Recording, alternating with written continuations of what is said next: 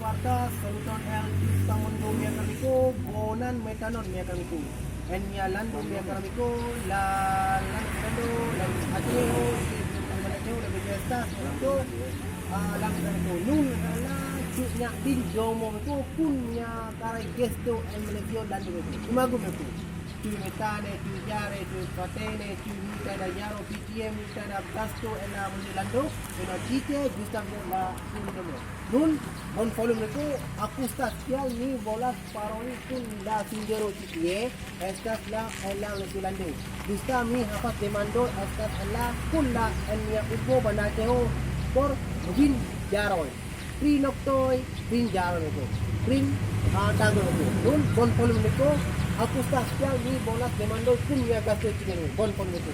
Baiklah Pak, jadi kita ada beberapa pertanyaan ini Bapak selama di Banda Aceh ini. Jadi apa Banda Aceh ini, bagaimana dengan orang Aceh dan cerita Aceh selatan ini?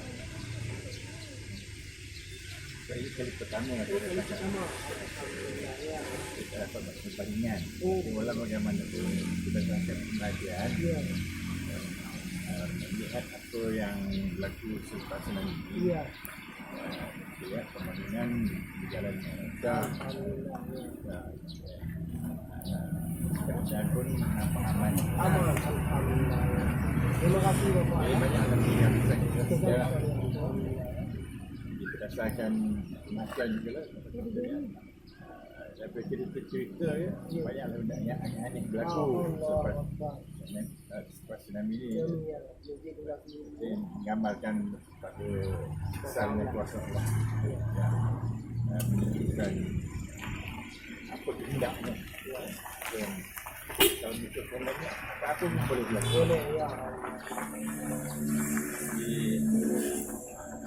Jadi lihatlah yang penduduk Aceh ni dalam menghadapi suasana yang apa yang berlaku, nampaknya mereka kekuatan yang kuat untuk membina juga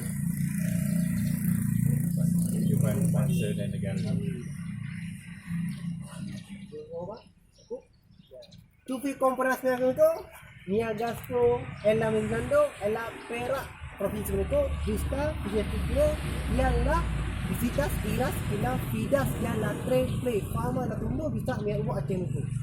Yo mereka ne forgetar subtribos que chatas mereka mia juga musta ini mia spiritu dan luso kiro mia pala yang lalimpo, dispona limpo araba limpo que la problema la tre nege, bisa visitas muda la popular chique esa la tre guna.